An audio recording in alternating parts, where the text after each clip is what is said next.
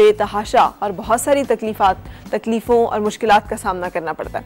अच्छा, इसी तरह से अगर उसके पास इल्म नहीं है और इन दोनों का अगर आपस में मुकाबला और मुआवजा किया जाए तो फिर इल्म एक ऐसी ताकत है कि जो कि अल्लाह ताला ने पैगंबरों को अता की है, जिसकी कोई हद नहीं होती, जिसे कोई चुरा नहीं सकता, जिससे इंसान के अंदर वो तमाम खूबसूरतियाँ पैदा होती हैं जो कि फिर उसे इल्म के साथ साथ एक और दौलत, जिसे दौलत हुस्न कहते हैं, जिसको फिर आगे दौलत हुस्न को भी दो हिस्सों में हम तकसीम कर सकते हैं ना। एक वो जो कि ज़ाहिरी हमारा हुलिया कैसा है, हमारी शक्ल सूरत अल्लाह ताला ने कैसी बनाई है, नैन नक्श कैसे हैं, वो जो शायराना से तसव्वुर हैं, क्या उस पर कोई इंसान पूरा उतरता है या नहीं उतरता, और फिर एक दूसरी कि उसके अखलाक कैसे हैं, जिसे हम हुस्न अखलाक के तौर पे जानते हैं। ये दोनों खूबसूरतियाँ जब मिलती हैं तो फिर बनती है एक भरपूर शख्सियत, और उस भरपूर शख्सियत के अंदर ना सिर्फ ये कि वो दिखने में अच्छा होता है बल्कि उसके पास बैठकर भी भला महसूस होता है।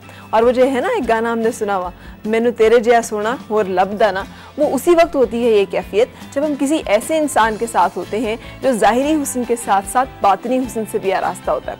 कोई भी ऐसा इंसान जो कि जिसके पास हम बैठे तो हमें पता चले कि वो हसद करता है, बुग़्ज़ है उसके अंदर जो है वो बहुत सारी चुगली, ग़ीबत, बदगुमानी, बदगोई, फहश कलामी या बहुत सारी और ऐसी बातें जो कि इरिटेट करें इंसान को या मुनासिब ना लगें। एक तो इस तरह की चीज़ें जो हैं कुछ अरसे के बाद चेहरे पर रिफ्लेक्ट भी होना शुरू हो जाती हैं।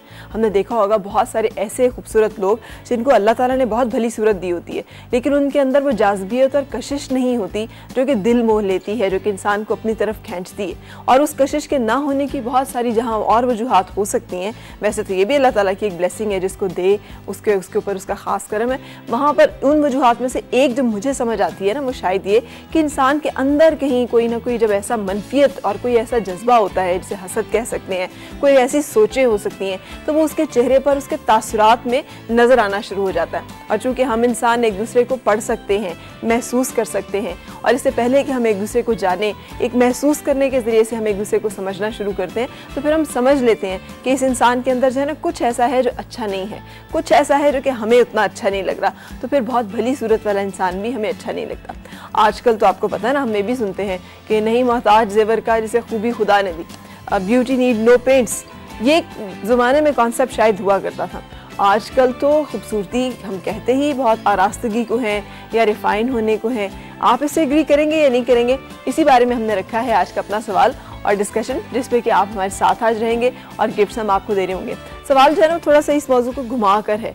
आपने अक्सर देखा होगा कि खूबसूरती जो है उसको मुख्तलिफ अंदाज में डिफ़ाइन किया जाता है। कुछ लोग शौक़ व चंचल, कुछ बहुत अच्छे ड्रेस सेंस को, और कुछ नेचुरल ब्यूटी के ऊपर फोकस करते हैं। आपके जहन में और आपके ख्याल में ये जो एक लाइन बहुत ज़्यादा सुनने में आती है कि शादी के बाद अक्सर मर्द हजरात जो हैं वो अपनी बीवियों को ही कहते पाए जाते हैं कि तुम सादा ही अच्छी लगती हो, तुम प्लीज़ और कुछ करने की तुम्हें ज़रूरत नहीं है, तुम सादा बहुत अच्छी लगती हो। आपके ख्याल में इसकी क्या वजह होती है, ये आपने हमारे साथ शेयर करना है कॉल करके।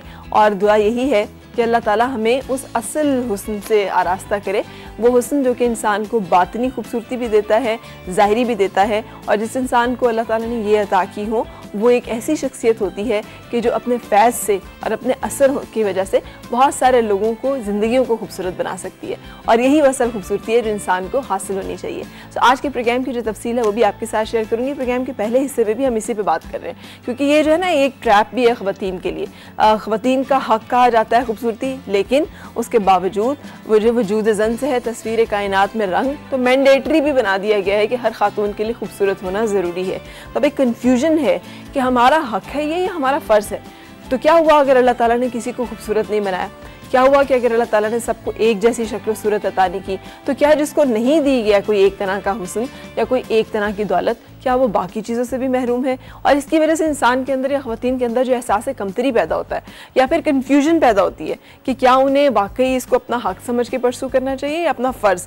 इसके बारे में आज हम बात करेंगे अपनी साइकेट्रिस्ट से, जो कि साइकोलॉजिस्ट से, डॉक्टर उज़मा से, जो कि हमें बताएंगी कि हमें क्या करना है और इससे रिलेटेड जुड़े हुए जो इश्यूज़ ख़वातीन को आ रहे होते हैं उनको कैसे डील करना है। जिसमें अगर हम कुछ कर रहे हैं मेकअप वगैरह, हमें लगता है यार हम अच्छा नहीं कर रहे, हम ठीक नहीं कर रहे, हमें तो नहीं करना चाहिए इसलिए कि ये तो शायद हमारे मज़हब में नहीं है इस तरह से, या शायद ये कि हम कोई ऐसा करके अच्छा काम नहीं कर रहे।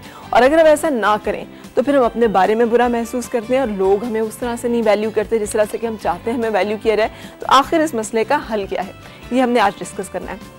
और उसके साथ आपको मिलवाना है अपने आज के मेहमान से, जिनको आपने एक मशहूर पाकिस्तान का जो गायने का मुकाबला है उसमें देखा विनर के तौर पे। सो आज जमात बेग हमारे साथ होंगे, उनसे गपशप और मुलाकात जो है वो शो का हिस्सा है। और इससे पहले कि हम अपना प्रोग्राम शुरू करें, आज मैंने सवाल आपसे किया कि मर्द क्यों कहते हैं अपनी बीवियों को कि यार तुम सादा ही अच्छी लगती हो, तुम्हें कोई ज़रूरत नहीं है पार्लर जाने की, और ख़ुद वो बहुत सारी ऐसी ख़वातीन को तारते पाए जाते हैं जो कि बहुत अच्छी तरह से तैयार हुई होती हैं। सो माहीन, अस्सलाम वालेकुम। वालेकुम फरा, क्या हाल है आपका? मैं ठीक हूँ, आप कैसी हैं? मैं बिल्कुल ठीक हूँ।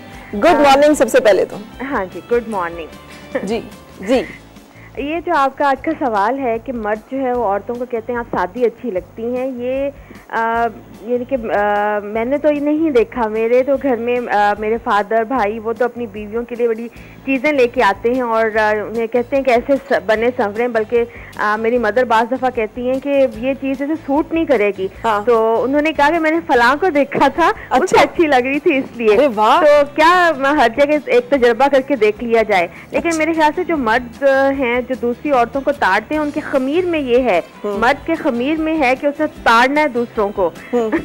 बेशक घर में जैसा भी हो, सुकून हो और या खूबसूरती भी हो, लेकिन वो अट्रैक्ट दूसरे की तरफ जरूर होगी। शायद ये मर्द की खमीर में है, उसकी मिट्टी ही ऐसी बनी हुई है। अच्छा, बिल्कुल सही। लेकिन मैं आई मस्ट क्लैप आपके घर के मर्दों के लिए जो अपनी खवातीन जो हैं उनको आरास्ता करना, वो भी देखते हैं तो और कहते हैं कि यानी कि ये चीज उसको अच्छी लगी थी तो इसलिए ले आए।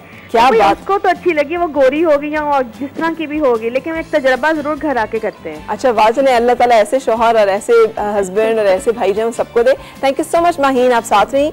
हम ब्रेक के लिए रुक रहे हैं। यही सवाल हमने रखा है कि आपके ख्याल में क्यों कहा जाता है खवातीन को शादी के बाद कि भाई तुम सादा ही अच्छी लगती हो।